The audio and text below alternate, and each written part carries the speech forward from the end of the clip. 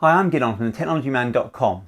LG's PK3 XBOOM Go is the smallest of the XBOOM Go trio, the largest PK7 I reviewed just recently. For all three speakers, LG has partnered with Meridian, a British audio specialist manufacturer, to try and deliver the best sound possible. It's missing a few features of its larger siblings, namely party mode, where you can link multiple speakers, and their various lighting modes, but it's far smaller and it has an IPX7 waterproof rating, rather than their lesser IPX5. It retails at around £99, but it's very often reduced to half this price on Amazon, so check the link below. Could this be the perfect compact Bluetooth speaker? I'll be comparing its output to some similarly sized speakers, the JBL Flip 4, the Anker Soundcore Boost, the Tribit MaxSound Plus, and the Tronsmart Force. And I'll also include the larger but similarly priced Anker Motion Plus for good measure.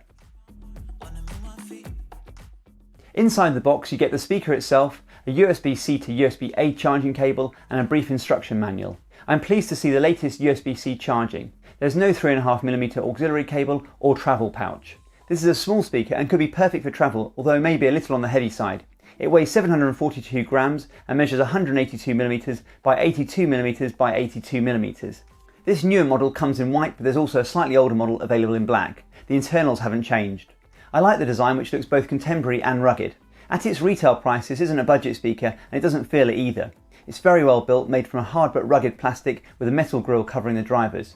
Perhaps its most vulnerable components are the dual passive drivers either end, but it does have a waterproof IPX7 design, which means it can be completely submerged in water, unlike the larger PK5 and PK7 that are only IPX5 splashproof. Around the back is a tight-fitting flap covering the ports. This is quite hard to remove at first with its tight waterproofing rubber seal. A tab might have been helpful here. There's a USB-C charging port, a 3.5mm audio in port, and a reset button that requires a thin pin. There's no USB port to charge your gadgets like on the Anker Soundcore Boost, which I would have liked. Make sure this flap is fully seated before getting it wet. There's no lanyard included, but there is an option to attach one. The top of the XBOOM houses the rubberized buttons. There's the battery LED, power button with power LED, Bluetooth pairing button with Bluetooth LED, volume controls, and the pause play button. A double press skips forward a track and a triple press skips back. The button also answers and ends phone calls. There's a voice command button which activates your voice assistant, and then there's the enhanced bass button with its accompanying LED, which is on by default. Finally, there's a microphone for voice commands and phone calls. The bottom of the speaker has rubber feet to dampen any vibrations. The unit is a little fussy on chargers, which it even alludes to in the manual. Although it's USB-C, it wouldn't even attempt to charge using a USB-C to USB-C cable to my desktop charger. You'll need to use a USB-A to USB-C cable like the one provided. The battery LED lights red whilst charging and turns green for 15 seconds when fully charged and then turns off. The LED also indicates the battery status for 3 seconds when the speaker is turned on and not charging. It lights green if the battery has more than 70% charge remaining, amber if the battery is between 10 and 70%, and flashes red continuously when there's less than 10% of charge remaining. You can check the battery level anytime by pressing the power button for 2 seconds with the speaker on. Unusually, and like on the PK7, you don't see the battery level displayed on iOS devices. When you turn the speaker on with a single press of the power button for the first time, the Bluetooth LED will flash.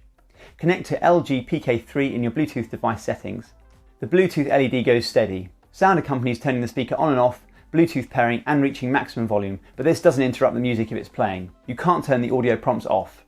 A single press of the button turns the speaker off, or it turns off automatically after 15 minutes if not in use. You can't disable the auto power off. It's a simple process, but there's no NFC support for even easier pairing on supported Android devices like on the Soundcore Boost and Tronsmart Force. There's no app to interact with the speaker like there is with both the PK5 and PK7 speakers. The speaker supports multi-pairing with 2 devices at the same time. Press and hold the Bluetooth button for 2 seconds until its LED starts flashing and connect to your second device. If you try and connect a third device, one of your devices will be disconnected. It's dependent on device and application, but you should be able to pause music on one device and start playing on the second paired device. The PK3 has 2 mid-range drivers and dual passive radiators around the sides, and it sounds nicely balanced for such a small speaker.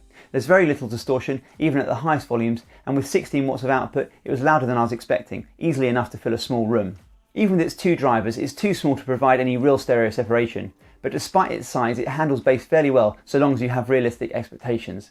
And unlike a few other speakers I've tried in this category, the mids and highs still maintain clarity. I generally preferred enhanced bass on. I felt the speaker had a slightly richer sound. But it's worth experimenting depending on the type of music you listen to. There are always compromises with compact speakers, but I think overall LG and Meridian have done a good job tuning the speaker for what most people will want. You can listen to a comparison between the LG PK3 with enhanced bass on and off, the Tribit MaxSound Plus, the JBL Flip 4, the Anker Soundcore Boost, the Tronsmart Force and the Anker Soundcore Motion Plus. So you can decide for yourself which one you prefer the sound of. Let me know down below in the comments which is your favourite. I also have full reviews of all these speakers playing various music, so take a look at the links below or the on-screen cards if you're interested. I've recorded the sound test with binaural microphones that capture stereo sound to try and provide the closest representation of what I'm hearing. Please listen with headphones for the best experience. Use the timestamps below to skip ahead if you like. Wanna move my feet, wanna do my one, wanna move my feet, wanna do my one, wanna move my feet, wanna do my one, wanna move my feet, wanna do my one.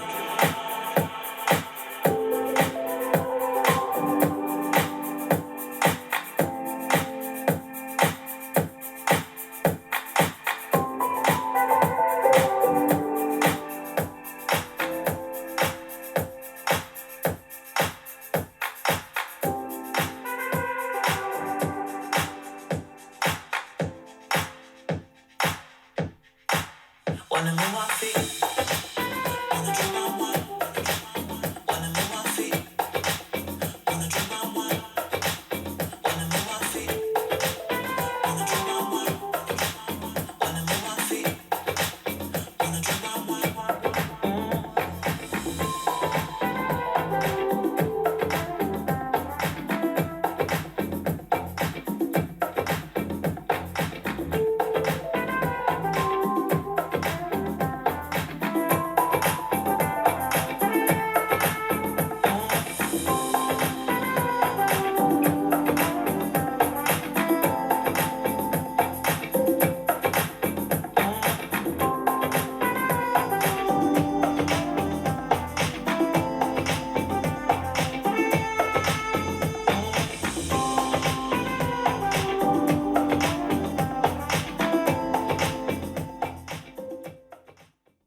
Audio sync was good even with YouTube on iOS, which is usually troublesome. There is still some very slight delay, but it's barely noticeable and far better than most Bluetooth speakers I've tried. Battery life is quoted at 12 hours, which is less than its siblings, and it assumes 50% volume with enhanced bass off. At around 70% volume and with enhanced bass on, I still got around 7 or 8 hours, which is okay if nothing spectacular. The speaker uses Bluetooth version 4.2, not the latest 5.0.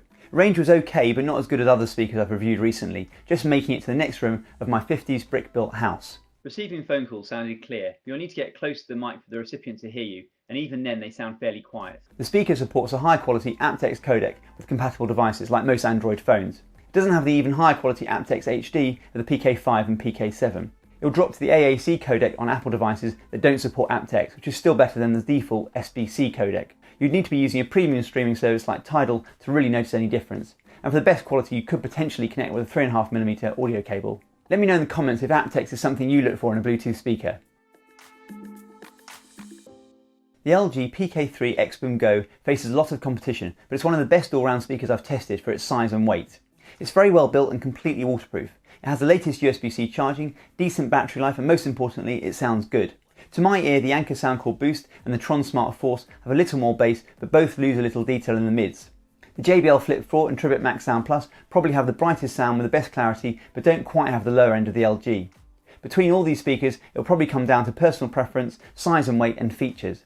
The Motion Plus sounds best overall, but it's significantly bigger and generally more expensive. It's a shame this smaller speaker won't pair to other speakers in LG's range, but overall if you can get the speaker for its frequent sale price of around £50 or $50, it should definitely be on your shortlist. And even at its RRP, I doubt many would be disappointed. I'll be taking a look at the LG PK3 XBOOM Go shortly, if it's not up already, possibly the Goldilocks of the three LG speakers. And I'll be pairing two together to hear how they sound, so look out for that video, or click the on-screen card if it's out already. Let me know which speaker you prefer down in the comments, or if there's something else I should be looking at. And as always, if you have any questions, please ask. I read every comment and I'll do my best to respond.